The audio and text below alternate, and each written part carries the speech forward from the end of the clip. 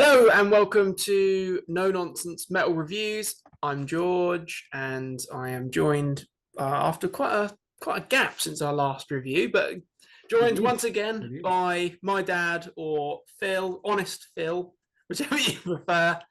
And we're back for a gig review, actually, a gig that we attended in Birmingham on Tuesday, the 19th of March. At the Resorts World Arena, an arena that's name seems to change pretty much every time I go.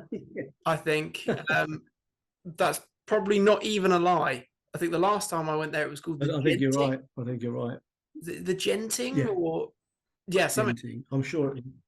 But it was in my day. It was simply the old NEC, but Yeah, of course. Yeah, absolutely. But it was a particularly special show, as it was the first time that I had ever seen the mighty Judas Priest, heavy metal legends, godfathers of the genre. Mighty Judas Priest back on the Invincible Shield tour, joined by my favourite band, the mighty Saxon, Barnsley's finest, Nwabum legend, just all round one of the greatest heavy metal bands ever. And of course, prog rock legends, the mighty Uriah Heep as well. So it was a three-band lineup, and it all very good indeed. Have to say, I was very, very impressed certainly by the headliners, certainly by Judas Priest and Saxon, but of course Uriah Heep, although maybe not so much my cup of tea. Certainly some standout moments, but a great band and a really reliable live band as well. But a great show all round. What did you think of that venue, Resorts World Arena? Well, right now, I was going to mention, I was thinking about this discussion, and I was going to say the big arena, the big square arena, or rectangle arena, if you like, is not really my favourite thing. I think they look fantastic. They look amazing when you see photos and live footage of bands at those venues. It always looks spectacular. It looks really impressive, the crowd and everything. However, I think there's problems with them. I think not so much at the NEC. I'm going to call it the NEC because to me it is the sound. Although we were side stage up a bit, it was pretty good sound. It was also quite loud. It was quite loud as well, which is pleasing because very often they seem to be a bit quiet. I was impressed with how loud it was as well.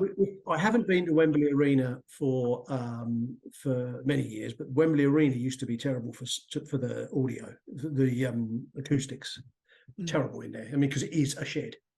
It's a similar size and layout as that, but it just looks crap from the outside. It looks like a warehouse, and that's pretty much what it is really. But no, they're not my favorite sort of venues. I am somebody that prefers the smaller venue, the all standing sticky floor, the sort of places where like the waterfront in Norwich, Junction, Cambridge, or my personal favorite is Nottingham Rock City, which is a terrific venue. If you ever get a chance, I don't know if you've been, have you? No, I get a chance to go down there. I was meant to be going. A really good venue. Really. I was meant to be going in May to see Magnum, but of course that is no longer happening. That was going to be my first time at Rock City. No, but that is the sort of thing I like, and also the theatre thing as well. The big theatres, Hammersmith Odeon, and then sort of the half size Ipswich Regent. Those sort of theatre layouts with the balcony, and for me that's much more enjoyable. And I think, to be honest, I think a lot of bands prefer that sort of thing as well. A lot of bands do not particularly like those arena type venues because they are cavernous and they don't have that. You don't have that interaction that you get at a theatre. A festival is a completely different thing. That's just a totally different experience. Yeah. So I won't include that in this. But no, I think I mean, and also there's always a bit of an issue with those places as well because it's massively expensive and they're always a bit in a funny place and all that sort of stuff, aren't they, as well? But having said that, needs must, and if you're going to see a lineup like that, it's going to have to be a decent sized arena. Well, exactly. Although, isn't it interesting? Yeah, sorry, George, I interrupt you. Just one more thing. Isn't it interesting that we had tickets for Ozzy and Judas Priest, didn't we? Which kept getting delayed, and then I think it was because Ozzy wasn't well. Then there was lockdown and blah blah blah, wasn't it? Do you remember that? It got put back and back. Yeah, of course. So it's at some point then the promoters have looked at the situation, and they said, right, okay, well, we were going to have Ozzy and Judas Priest on, and that's a pretty stellar lineup, really, isn't it? I mean, that's top of the tree. Not that I'm massively keen on Ozzy as a solo artist, but even so, but then they've obviously decided that Priest can pull this off. They can headline this, but we're gonna have to bolster up the lineup, because I don't think it would have sold out as quick if it had been just them. No disrespect to them, but if you look at the previous visits to the UK, and they're not that frequent. If you look at the amount of touring Judas Priest has done in this country over the years, it's not that heavy. No, it's not. No pun intended. You know what I mean? And last time, I think it was like Wolverhampton Town Hall and places like that they were doing. So make of it what you will. I think that maybe it's just that the legendary status just feeds off itself, isn't it? But in terms of the venue, that's what I reckon. Yeah, I think that, like you say, for a lineup like that, where you've got Judas Priest, Saxon, and Heep, you can target that at a bigger venue. I will admit I was surprised when I saw that it was at that venue rather than the slightly smaller, I think it was the NIA or whatever that smaller arena is called. Yeah, that's right, NIA, yeah, where we saw Motorhead, yeah. Yeah, exactly. But I think that considering, like you say, Priest were meant to be supporting Ozzy, I personally feel that over the last, let's say, 10 years, sort of taking into account like Firepower and Redeemer of Souls, similar case with Saxon, Battering Ram, Sacrifice, I think there's been a massive increase in the appreciation and love for those two bands in particular. I feel like there's a lot of people looking back. I wouldn't disagree with that at all. I wouldn't disagree with that at all. I mean, in fact, it's obvious that Saxon, who not so many years ago were their star was really falling.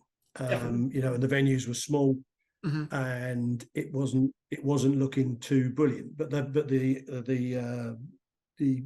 venues they're playing are getting bigger again. I mean, we saw at Hammersmith again. They had to stack the lineup up for that. But nevertheless they were there again, and it meant a lot to them to be back at Hammersmith because that is the venue. But then they're back at Cambridge Corn Exchange, and this, for in our neck of the woods anyway, back at Cambridge Corn Exchange, back at the Ipswich region. Yeah. So much bigger venues. So they were starting to build on that, and then obviously Priest, like I say, when they were. I could 6 or 7 years ago when they did some shows, the UFO opened up for them, and they weren't that big of venues. They were mainly up north, and they weren't particularly big venues. There was nothing like that. I think it might have been Birmingham Odeon. Okay. And you think, well, and that is a very small place compared with the NEC, nothing, So I think, as like you say, I think it's a fair point. All those two bands, their resurgence of interest. Yeah, people, they're making good albums as well, and so are Heap for that matter as well. I mean, I noticed that their last tour, they were Cambridge Corn Exchange, they were London Palladium, so the venues for them are bigger than they were. Also, their last album sold really well, and I noticed from reading about it, I think it was number 75 in the UK album charts. That's not bad, actually. That's not bad for a bunch of very, very aging delinquents. No, I agree. But so the venue, it was a good venue. I agree on your assessment there. I personally do prefer smaller venues, but I think considering that it's not necessarily ideal because heavy metal, I don't know if you agree, but it feels like it benefits, in my opinion, it benefits from being in those smaller venues. That said, I think it does, absolutely it does, because it's about volume and energy. Yeah. That said, I think that the stage performance and certainly the sound being plenty loud enough, I think that worked. It was loud enough. Priest obviously had the biggest set, but screens and all that.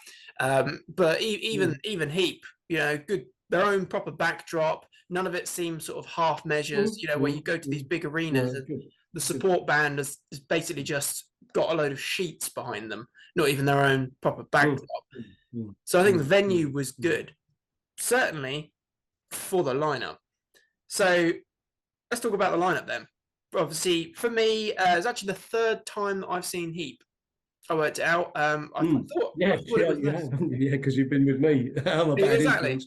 So we saw Rambling Man, and obviously they seem to perpetually turn up everywhere Saxon are. So yeah, we saw them open up for.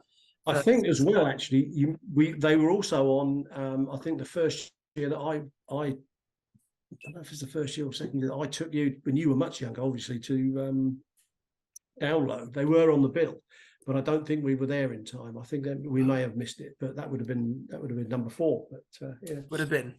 But number 3, I thought they were very good. They're very good. It's like I say, not necessarily a band that I listen to that much, but I would say that it was very good. And I'm sure you'll probably agree with this, but they sounded way heavier live than it does on the album, given the age. Maybe. Yeah, I think so. I wouldn't disagree with that. What I would say is though that the certainly the last 2 albums and possibly the last 3 albums, because they don't actually make albums that regularly. There's a little bit of sometimes a little bit of a few year gap between them, but they are pretty heavy. I think I mean, they've always been a very big deal to me. I've always loved them. I just always have. They've always been there. I've been listening to them since 1978. I was quite specific when I first got into them. And they were one of those bands in the 70s that were right up there, especially in the States. They were huge. And, they kind of never really went away. I think they might have had a little tiny break in the early 80s, but basically they've just always just kept going. Yeah. And the nice thing about the band, and particularly dear old Mick Box, is that legend. He's such a star. He's such a star. I mean, he really is. I mean, the guy is.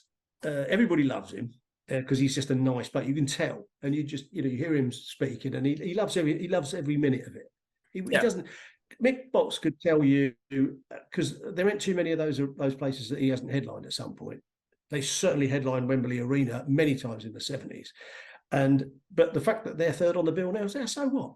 Doesn't matter, does it? Still there, still doing it at 75 years old, or whatever he is, and he's having a great time. And they did sound really good, and they also impressed me because as a somebody with an almost total knowledge of their catalogue,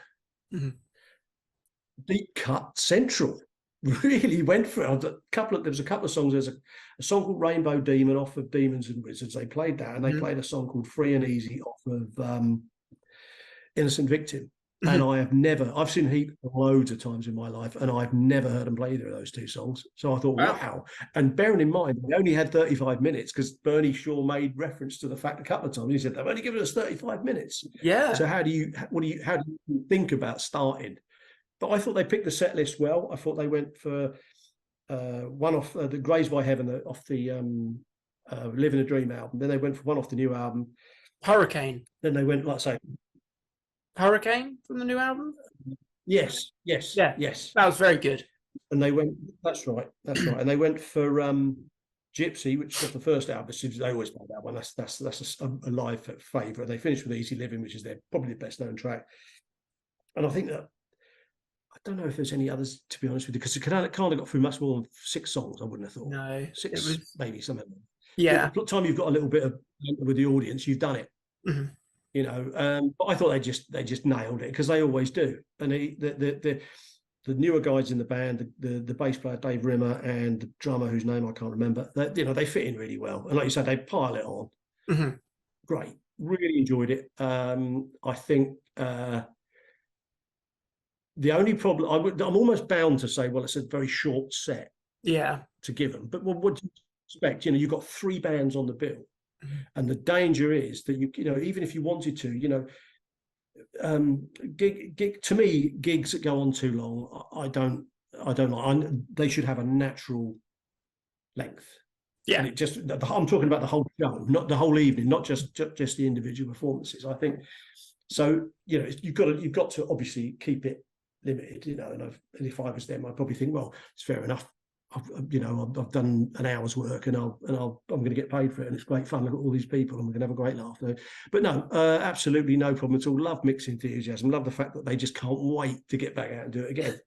You know, Yeah. And as I said, we'll be back next year. Don't worry. You rest assured, while he's got breath in his body, he'll be on stage. So good luck to him. Yeah, really enjoyed it. But what did you think then? Because I know you said it's not necessarily your first port call cup of tea, but no, but I thought it was very good. I think that there's certain factors that are working against, or were working against Heep. Certainly at that time, you could see, obviously we were seated to the side, sort of right front stage, and you could see the arena was maybe 60% full. It was pretty sparse. So you've got that. They've got a 35-minute set. It's it's earlier. It's also going to be Priest's crowd, Priest and Saxon's crowd. I think definitely. Exactly. Yeah, and all that taken into account, Heap were very good. They gave it their all. That, like you said, they're clearly enjoying themselves, and I think that they're good value for money. Even as a more casual listener, you know, I have a few bits and pieces and a little bit of knowledge, but it's too much music. There's too much music in this world to be, know encyclopedically every that's band. Very true. Yeah, that's a perfectly fair comment. There is a good band, and they're certainly very good. A good band and a good night. Yeah, a very good band. I think even if it was a longer set, if you were able to catch them at the you say like the Regent or Corn Exchange, and it's a headline set, I think it would be a good evening. I'd go and see them again. Oh yeah, if opportunity allowed. Yeah, definitely. Yeah. So I always go whenever I get a chance. Yeah, absolutely. So obviously that was a good start. That was a good warm up.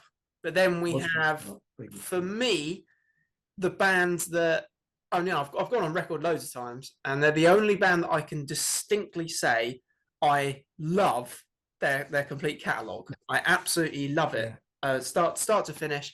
So many bloody albums. I mean, is it 24? The Mighty Saxon. Yeah, I know. It's a lot of albums. Most of them I've got on multiple formats and multiple versions and stuff like that. Saxon, they were as important or as much of a draw for me as Priest, to be honest. And definitely. Yeah. I think that they were just as good as the headliner. We'll get to the headliner, but what was your impression of the Mighty Saxon? Well, there's a couple of things to say I was thinking of. Now, I've seen Saxon dozens of times in my life. In fact, funnily enough, because we were talking, you're saying you haven't seen Judas Priest. I have seen Judas Priest before, but it was 44 years ago. And Saxon were on the bill that day as well, funnily enough. they're always there. That was in 1980 at Donington. Yeah, it was at the first Donington. And but Saxon I've seen many times. God knows how many times. But anyway, I thought first thing I was going to say was that the new album is really, really good, but I don't think it's as good as Carpe Diem. I did say that to you the other day. I really did like that album a lot. And I like the new one. There's not a lot in it, but I just shade it for me slightly. I do. They're certainly on form. There's no question about it, and so they should be, because let's face it, they've been around long enough and they've done enough touring to be good at what they do, and they are. They don't put a foot wrong.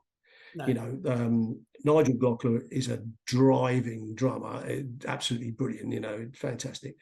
Nibs Carter running around like he's only a couple of years younger than me, and he's running around like a maniac, pushing the band on. Doug Skerritt's very good. He's less animated. But he's very good. I mean, he's a tasty player. And Biff Byford, of course, is Biff, charismatic and great as ever. Great rapport with the audience, always has done. Because he sees himself as being one of them. If he wasn't on the stage, he'd be standing there with a pint watching a band. So, that leaves the kind of the elephant in the room is that, obviously Quinny's gone, Paul Quinn's gone, and they brought in Brian Tatler. Now, I love Brian Tatler. I love Diamond Head. I've got no problem with him at all, but he isn't Paul Quinn. That's the problem for me the other night. It was the only slight fly in the ointment, because Paul Quinn, for me, of all those guitarists that came out of that actually made a bit of a dent in the new album scene, he's the best. And I would say that Graham Oliver is the second best.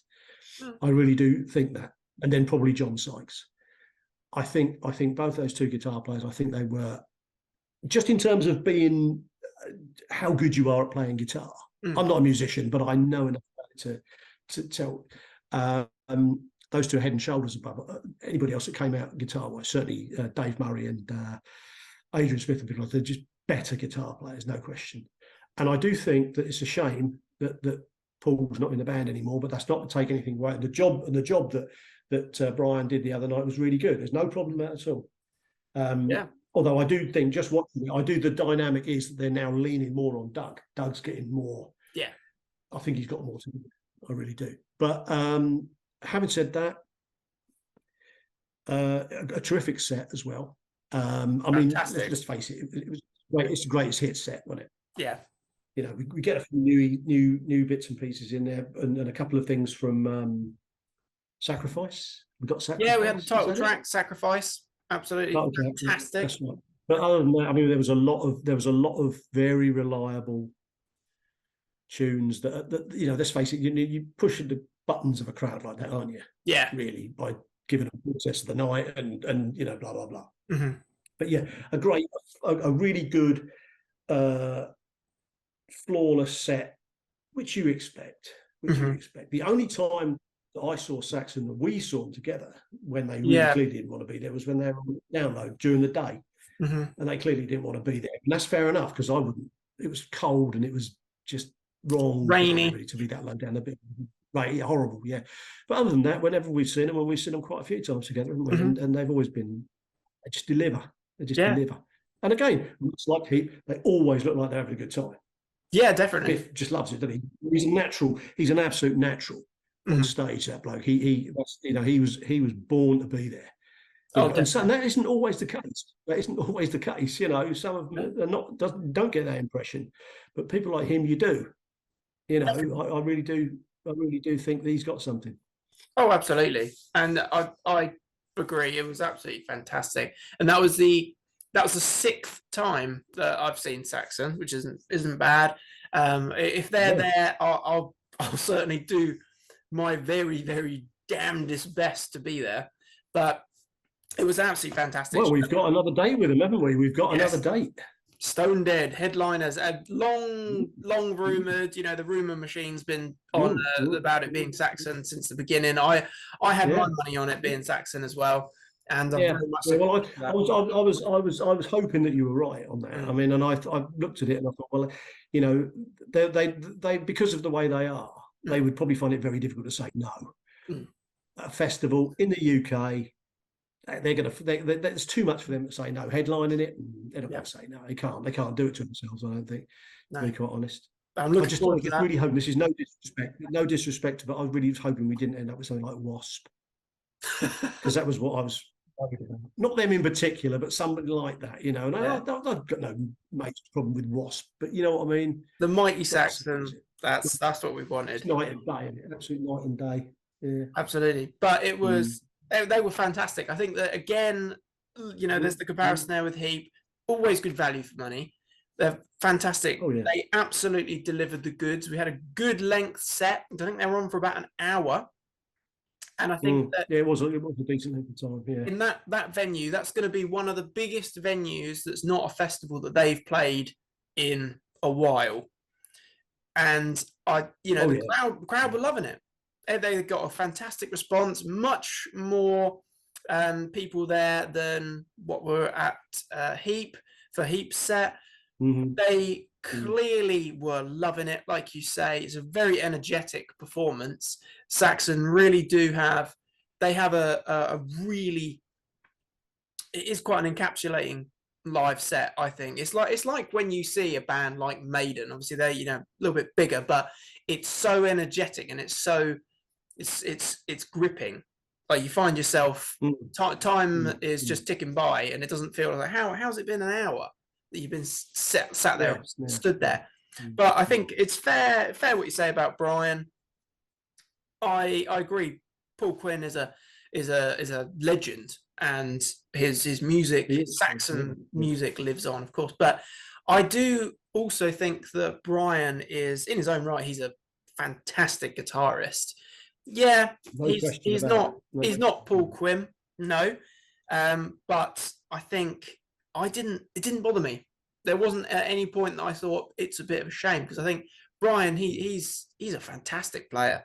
He really is. He's absolutely brilliant. And there was no point in that set list which was a good combination of, we have 3 new tracks. We have 3 numbers from Hellfire and Damnation, being the title track, which opened up the set, which is a bit of a giveaway. I mean, they've got the whole backdrop of Hellfire and Damnation and all that sort of stuff, but it's a little bit of a clue. But Hellfire and Damnation, we also had There's Something in Roswell, which was one of the singles, and we had Madame Guillotine, which is excellent as well. Yeah, that's right. Yeah. 3 new tracks. Like you say, we had Sacrifice as well. The rest of it was just greatest hits. But there was none of the old stuff, none of the new stuff that I thought it's not quite the same, because Doug's been in the band, I think, I can't remember, it's since the 90s, early 90s. Oh yeah, a long time. Yeah, mid-90s, yeah. I believe his first album, 95, 96. Yeah, I think it was Dogs of War was the first album he was on, which would be 95. Yeah, he's been in there a long time. Long time. He's a fantastic player as well, and he is. It was a real good. Not disputed, like I say. And I also thought it was quite. I did see something at Biff, an interview with him in written form, and he was talking about, Brian Tatler was obviously going to be the choice because they know him so well. He's a friend of theirs and they've known him forever. But also they did specifically want someone who cut their teeth at the same time. Because if you think about it, a band like Saxon, I mean, okay, they may not be the biggest band in the world, they're Def Leppard or Maiden, but if they wanted to, they could have gone out and picked them. So they could have gone and recruited some 22-year-old shredder, couldn't they? Yeah, easy. Do you know what I mean? They could have done, couldn't they? But they didn't. They wanted someone who comes from the same period of time, cut from the same cloth as them. Same pedigree. So I think from that point of view, I think it was a really good choice. And I'm not being down on Brian Tatler at all, because like I said, I think he's a great player. It's just that he's not Paul Quinn, and he can't help that because nobody else is, And when you hear certain things, it just absolutely sublime, because he was so good. Or is so good, I should say, because he's still around and he's doing his own thing. Yeah, I do wonder though how long it will be before there's some sort of move for him to either come back, or maybe he's appearing live a bit. I don't know if he has appeared live with Saxon since, but something like that, because that must be a really difficult one to walk away from.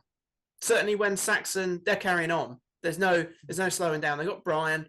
I should imagine that he's going to be more than happy with that setup, because he gets to tour and he's obviously involved in the songwriting, or he's involved in the whole process, because he's the second guitarist to Doug on Hellfire. I should imagine that he's quite happy with that arrangement.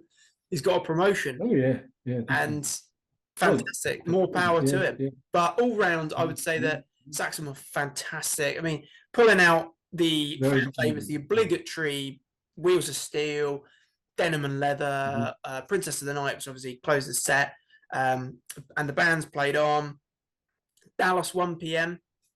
That was good to hear. Yeah, that was fantastic. Yeah, absolutely. But they're not going to disappoint a Saxon fan. I was certainly not disappointed. I would absolutely have loved. It's rock solid. I should pardon the pun again. Well, absolutely, solid ball of rock, in fact. But I would love for them to have pulled out Lionheart or Killing Ground, or some deeper cuts from Battering Ram or something like that. But there's probably not going to be the same sort of demand for it from the majority of the crowd. So it's going to be reliable. Throw in some tracks from Wheels of Steel, Strong Arm, Denim and Leather, Power and the Glory. bloody fantastic. Oh, well, yeah, we heard that. We got that, didn't we? Did we get Heavy Metal Thunder? I think we did, didn't we? Yes, we did. Yeah. And I can't remember. I don't think they played that last time we saw them. Last time we saw them was Carpe Diem tour, and I don't think that got an airing then. But I mean, like you say, Hellfire and Damnation, I think it's a fantastic album. I personally feel that it's as good as Carpe Diem, but maybe that's because I've listened to it so many times over the last however many months it's been since it came out. I've been listening to it. It's on regular rotation, you know, beer in hand and Hellfire and Damnation with the headphones. But you are fantastic. A chip off the old block, aren't you? It's best enjoyed loud and well lubricated. But it is, my son. The Mighty Saxon absolutely delivered the goods. I would say I'd give it a 9 out of 10. Their set, easy. I'd never be able to give a 10 out of 10 unless I physically cark it there and it was worthy of being the final. Oh yeah, I mean, 10 out of 10 is a tricky one, isn't it? Yeah, really? But I loved it. I thought it's like when people give things 11 out of 10. You know, it's a sort of irritating thing that people say sometimes, isn't it? It's a bit like saying, when I play football, I'm going to give 110%. Are you? What's that supposed to mean? Well, I would say that Saxon gave it 110%. I think they gave it 99.9%. That's what I think, and I think that's pretty good, actually, to be quite honest with you. Yeah, that's not bad. That's not bad. The realms of possibility, you know. Okay, so, headliner. We're on to the headliner. The Mighty Judas Priest. As I say, first time that I've ever seen Judas Priest. There's been opportunities such as with Ozzy, but that never came to be. No. But they don't seem to be that prolific at touring, certainly not here in the UK anyway. No, I think it's always been that way. Yeah, but I was very, very excited for this one because I think other than Merciful Fate or King Diamond, Judas Priest were the only legend and personal favourite of mine that I've never actually been able to see live, never had that opportunity. Everyone else, you know, Maiden, Motorhead, Sabbath, Slipknot, the list goes on. Seen them all. But Judas Priest have always eluded me. And what was particularly great is that it's touring on the back of a very strong album. So we've got Invincible Shield, the new album, which I don't know about you, but I think that this is a formidable piece of work. I can't quite bring myself to get into the topic of verses, who's better than who, because I think there's too many variables. There's too many things. There are, and it's always a bit of a futile argument. It's pointless. Yeah, it's entirely a matter of opinion. It's entirely subjective, and whether or not you think it's better than Hellfire and Damnation or not is kind of neither here nor there. The main thing is it a good album or is it a shit album? Now, very good. I got a copy a week or so ago, and I hadn't heard it at all, but I really do like it. Yeah. I've got to say, I'm not like you. I'm not a sort of completist. So there are Judas Priest albums I've never heard or never heard of. You know, to be honest, just the way I am. But I thought, well, I'm going to see them, and I did see a couple of things on YouTube about it, and it seemed to be getting people going a little bit. And I think it's absolutely right. I think it's a fine album. Yeah. I think very strong. I think the nice thing about it for the other night was that they played a couple of, I don't know how many they played off it. They certainly played Panic Attack, and they played Crown of Horns, which happened to be I think they're the two best tracks on the album for me personally. Yeah, really like both. I mean, Crown of Horns is kind of melodic. It's more like kind of a bit of a throwback, but it's really good. I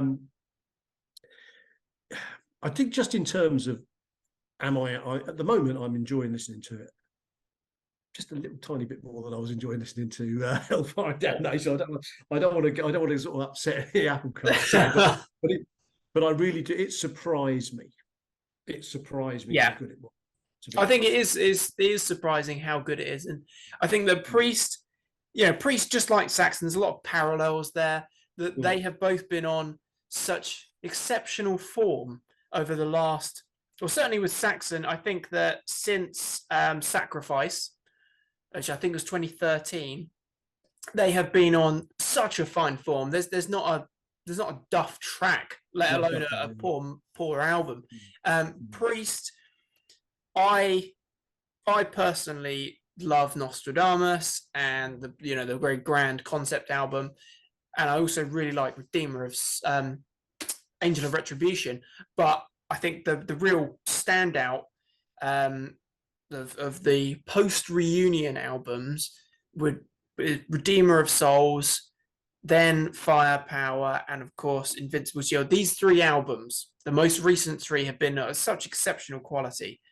I absolutely love it, and it was fantastic. It was probably if I could pick a single highlight from Priest's set for me, it would be the track they played from Redeemer of Souls, the Sword of Damocles, which it has one of the best lead guitar moments I think I've ever heard. I absolutely love it. It's so infectious and memorable. It's bloody brilliant. And you are right. There was three tracks from Invincible Shield. So obviously we had the title track, we had the opening track, Panic Attack, which that's made for opening up your live set, isn't it? Oh yeah. That's perfect. It really worked, transferred really well in that setting. And also we had Crown of Horns, which again, that's a superb track. It kind of what it reminded me. It was a little bit of a throwback, to the kind of very early 80s, actually, because it's quite melodic. And Priest had quite a good, for a band that was just, an out and out heavy metal band. They could be melodic, but not in a sort of a Journey or Foreigner way. But they had a bit of a knack of being catchy and throwing out hooks and stuff like that. And that was what that reminded me of. As soon as I heard it, I thought, this could almost have been off a Point of Entry. Yeah. All those years ago. It's got that feel to it. But heading out on the highway. Yeah, I think but in terms of the set, the whole thing, the whole performance and stuff like that. Now there's just a couple of things which I think do need to be mentioned. Can I guess? Can I guess one at least? Is it? Is it the number of costume changes? Well, it's not. Well, yes, it is, but it's not even costume changes. It was just jacket or jerkin changes, whatever it was. I've been to so many gigs in my life. I've been going to see live bands for 46 or 47 years. Right, I go way back to the 70s. Late 70s, right? And I don't think I've ever seen anybody keep walking through a curtain and coming back on 2 seconds later with a different coat on. Maiden. I don't think I've ever seen that. What about Maiden? And I said, What about Maiden? Bruce is changing his get up. Not the same. No, not the not same. As much. Because this was different insofar as it just seemed pointless, and it wasn't part of it didn't actually it wasn't relevant to a song or something like that. You can't say that about Bruce, can you? Because it's to do with the song very often, isn't it? Trooper and all the rest of it. So it doesn't quite work like that. But now I love Rob Halford. I think he's got a terrific voice. He's a great he's a legend, an absolute legend in the business. He's metal god. Really, you are the metal god. Yeah, he is. Yeah, exactly. But he comes across as a really nice guy as well. I think he always has done. I've seen him interviewed over the years many, many times, and he always comes across as a nice guy. He's very humble, and he's just a nice guy. And I don't doubt for 1 minute that he is. But I do also. There is just. I know he's getting on a bit. I know he's no spring chicken, but 72. Yeah. It just seems to me. I don't really want to be unkind about Rob, but it's just that it's almost like his image that he's chosen for the last few years is a strange one, because I don't know whether you're familiar with the sitcom Only Fools and Horses, but I can't help thinking of Uncle Albert. I can't. It's just, and he's even starting to walk like Uncle Albert now. And it's. I shouldn't laugh, really. I shouldn't laugh because he is, because as you say, he's the metal god, you know, and all the rest of it. I do love him, but I do think it's just a bit bizarre. And that's even taking into account the fact that people in that position do strange things when it comes to their appearance, and they dress strange and stuff like that. But it just seems to me to be a little bit odd. You know, I mean, I can say, well, yeah, but what about Kiss? They're still dressing up after all these. Yeah, they do. That's right. But that's what they've always done. Alice Cooper has always done what Alice Cooper's always done. Do you know what I mean? Yeah. And to some extent, that's okay. But Rob Halford had his own sort of way of carrying, or maybe it's the big coats and stuff to cover up. Perhaps he hasn't got quite the boyish frame that he had one time, and you know, they could say that about anybody, couldn't you? Really? Well, yeah. But that's really kind of by the by, to be quite honest with you. Overall, I would say it was very, very good. The sound was pretty good, even though we were where we were on the side, and it was nice and loud, and it was really good. I thought the band were as tight as you like. Absolutely, there was no very noticeable. All three bands, they didn't put a foot wrong. No sloppiness, no nothing. You know, and I have seen bands who are sloppy, and even in a big venue like that. But they were absolutely. It was split second timing the whole way through. It's fantastic. I can't. The guys, the guitarist's name has escaped me now. Not Andy Sneap, the other guy, Richie Faulkner. Richie Faulkner. Just sorry, age thing there. Richie. Yeah, I thought. I mean, he's a fantastic guitar player. He is really good. Yeah, solid. He's not. He does exactly what he needs to do, and he's not over the top, in my opinion. But he's a really tasty player. Oh, he's fantastic. Snape does really well. I thought I couldn't actually see. I don't know what the score was. I mean, where we were, was he in the on stage at all? He was, yeah. Ian hit the mighty Ian Hill. I mean, he's one of the only sort of originals. But yes, he was standing.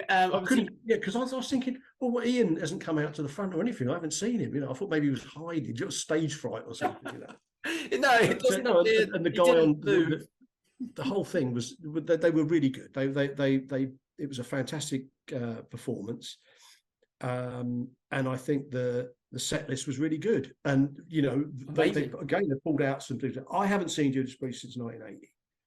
And I don't know what their live set really, what is even considered to be their live staples down. I'm guessing by the reaction of the audience when they played Painkiller, everybody was really expecting that. Yeah. Excuse me, but the rest of it, you know, digging out the old Breaking the Law and Living After Midnight. I mean, that's great to hear. And the other one they played fairly early on in the set, which I've always thought was a good track, was You Got Another Thing Coming. That's fantastic. Avengers. That was a big hit in the States. That was a big hit for them. But you know, really good. And what about digging out Victim of Changes? Masterpiece. I didn't expect that because that was that's a really. I mean, that's from Sad Wings of Destiny, isn't it? It is. Yeah. It's. I mean, wow, that's what a classic. You know, yeah, and treating us to their Fleetwood Mac special. Green Manalishi with a two-pronged crown. You know, a lot of people struggled with that. I was trying to say that to Julie. You know, that was a Fleetwood Mac song. Was it? Yeah. We all know it as being Priest. Well, we do, yeah, we do. But I mean, no, it was really good, and it was very entertaining, despite Rob's eccentricities and stuff like that. You know, and it was nice that it was nice as well, the sort of being the Birmingham boy that he is. It was nice for him to be back in that area and everybody absolutely loving it. So yeah, but overall, spot on. Absolutely, I agree. I thought it was fantastic, start to finish. I think that obviously Saxon, they had their backdrop, and I don't think they had pyro, but they had sort of lights and, you know, smoke and all that sort of stuff. Yeah. But I think Priest really did deliver with the whole sort of over the top, where they've got, you know, the huge trident coming down, the light up the trident descending down. Oh yeah, it was pure theatre. Yeah, the full lights. They got the screens on the back behind the stage, the visuals. So it went all out. That was a proper headliners stadium stage set. You know, the whole thing. It really worked. And you said, like, very theatric. Really did deliver. They had the presence of a headliner. It was a good length set. It was actually longer than I was expecting it to be, because it was about an hour and 40 minutes. Yeah, it was quite, by today's standards, that was quite a long set. Which brings me back to what I mentioned earlier. You know, when you've got a three band lineup like that. Yeah. Now we both sort of said, you know, we can't miss any of this. Mm-hmm. If it was Judas Priest plus a band that you may have heard of that I haven't heard of, and I can't be bothered, I'd rather have another couple of beers and then go and watch the band. Yeah. You know what I mean? That's what normally happens, but we couldn't do that. No. So you have to, and that makes it a long evening. Mm-hmm. That's the thing. It makes it a long evening, which is fine.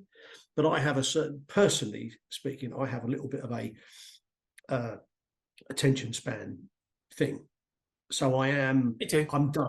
I'm done at the end of it. That's the thing with a three, unless it's a festival, of course, it doesn't really apply, because you can have a wander around and get a burger and whatever, can't you? You know what I mean? You know, get a bit of botulism from the burger stall. 16 pounds of botulism. Yeah. Yeah, but that would be the only slight flying element for me, is that it's just that makes it a very long evening. That's all. Yeah. But overall, a great evening, a really, really good evening. I didn't think it was too bad actually for the money either. No, I can't even remember, if I'm honest. I don't even think it was quite that. With the I think about the booking fee. So say something like £80. Yeah, I don't think that's bad at all. Actually, not in this day and age, it isn't. Not really. Not when you see what some people are paying to go and see Kiss. Exactly, or in a friend of mine was saying, what was it, something like that, to go and see Peter Gabriel, it was 250 quid. 250 quid a ticket, because my friend was saying to me that, you know, if they got 4 tickets for him and his missus and his mate and his missus, plus they paid the booking fee, that's over 1,000 quid for 4 people to go to a gig at the O2. You got to be joking. You have got to be joking. That is seriously pulling figures out of the air, isn't it? Yeah, that's ridiculous. It's ridiculous. It's criminal. That's what it is. Criminal. It's criminal.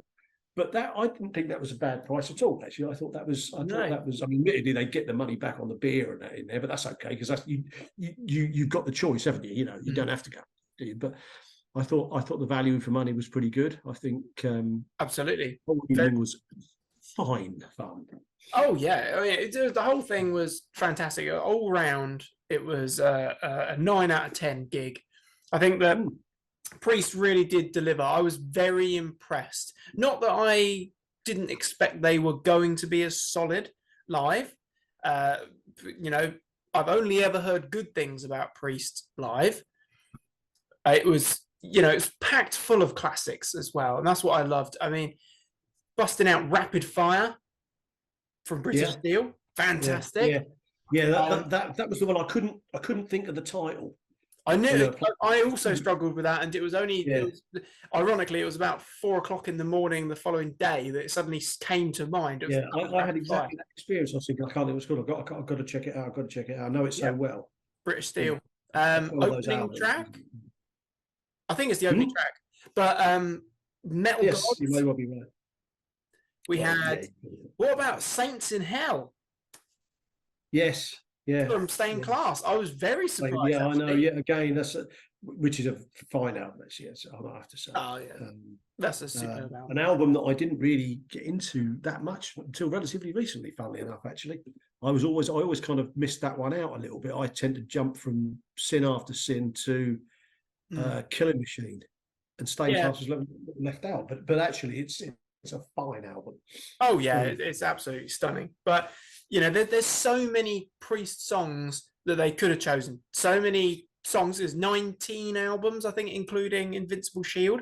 But there's so many fantastic tracks. It must be really difficult, because you're going to have to play Living After Midnight. You're going to have to play Breaking the Law, because they're the big the hits, weren't they? fan Yeah. favorites. But Mm. Hellbent for Leather, brilliant. Yeah, they dug that out as well, didn't they? That's right. Yeah, So you know, Rob yeah. coming out on the bike, a little bit more sort of static than footage I've seen of, you know, revving out actually on the bike. But hey ho, it was very good. We had the full thousands of costume changes. We've had coat changes. coat change, jacket. Changes, shall we? Find the right one.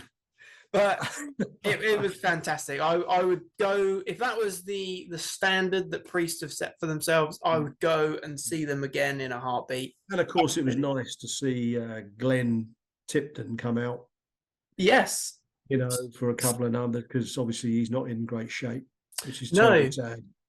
So it was fine. You know, absolutely fantastic musicianship from Andy Sneap. I think Andy, as well as being a legendary producer, I mean that guy was actually responsible for both of these. I know he was, yeah. And everything else. Yeah.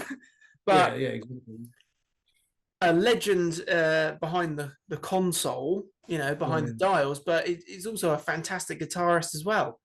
So he's doing all right, to be honest. He's got very short legs though, so I'm glad that something's not gone right for him. Oh, harsh. But that aside, that's only a joke, Andy. If you're watching, mate, don't worry about it.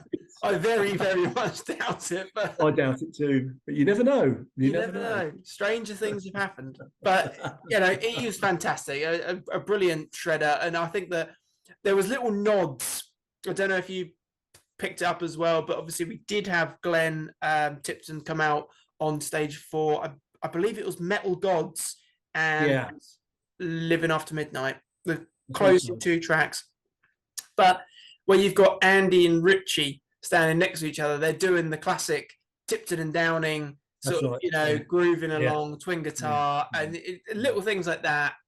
It's as you say, musicianship was faultless. You couldn't fault any of them, other than the fact that I couldn't see Ian. Well, that was what I was thinking. Hang on, where is he? He's going to appear in a minute. I mean, but he was just tucked in the corner where we couldn't see him. But, he was pulling a proper Malcolm. He's been in the band forever. He's been like since the start, early days. Oh, very early days. I don't think he was in it right at the very start, but he's certainly been in it since Sin After Sin or something like that. He's definitely on. He's certainly on Killing Machine.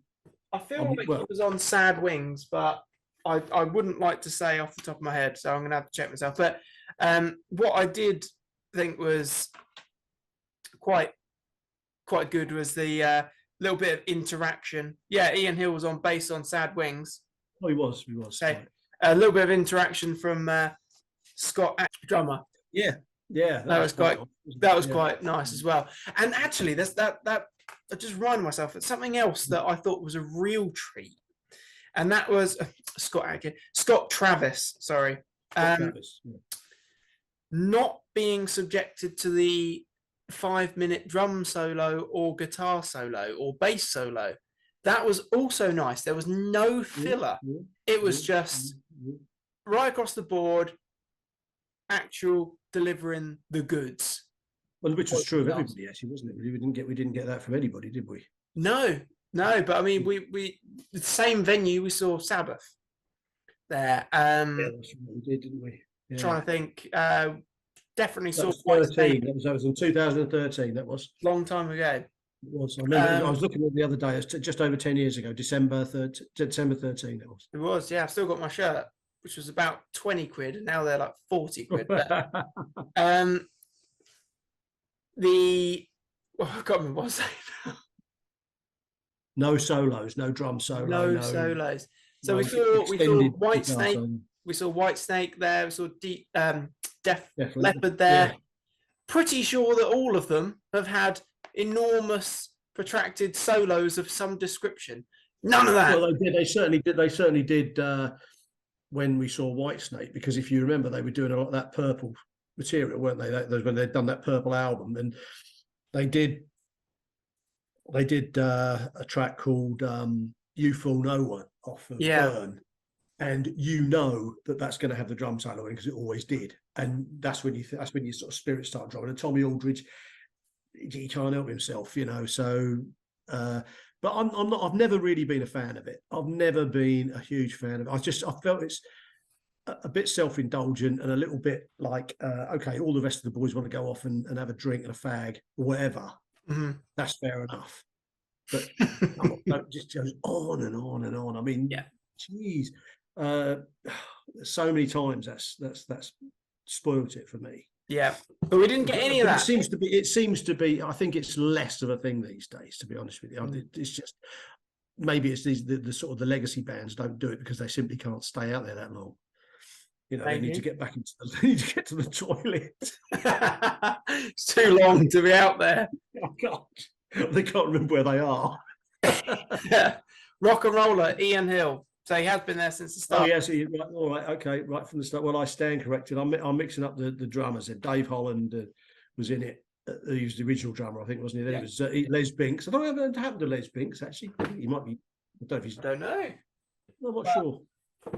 All round. Yeah. So it was interesting. Scott been in the band for 34 years.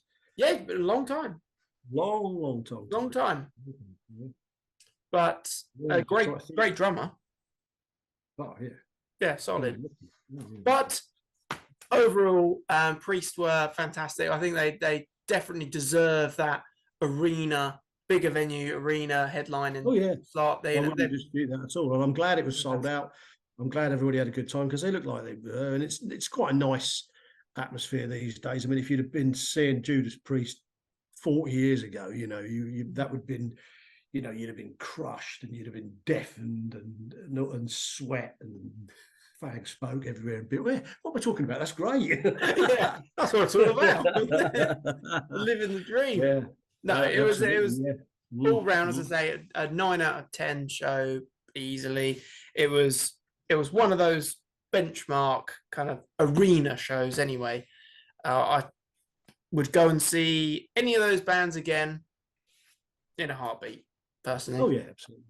No doubt we will. Well, we are. Well, yes. We've already got Saxon lined up. It'll only be a matter of time. It'll only be a matter of time. Before the mighty Saxon, they are such road warriors. They will always be back. Let's hope that Priest also follows suit, and maybe this turnout, you know, this tour will inspire them, and they'll come back again soon. That would be really good. I don't doubt it. They don't give up that easy. No, not at all.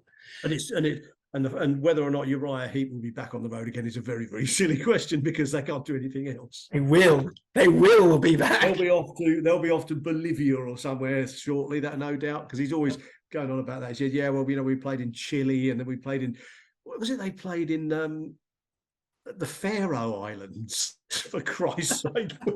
Where is that? You know, it's like kind of almost in the Arctic Circle. Should we play there in a club or something, or in a village hall or something? You think, you know, next it'll be Midway,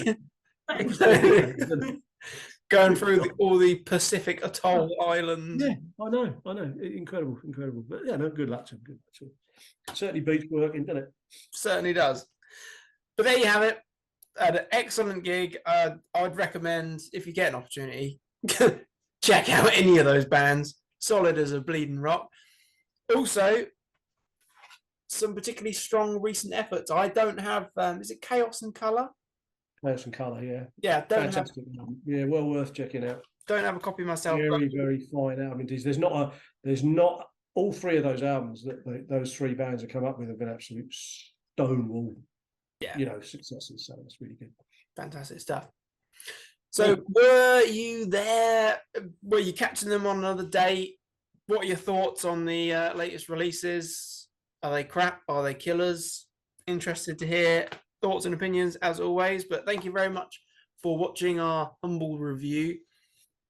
Take care of yourselves, and until next time, stay heavy.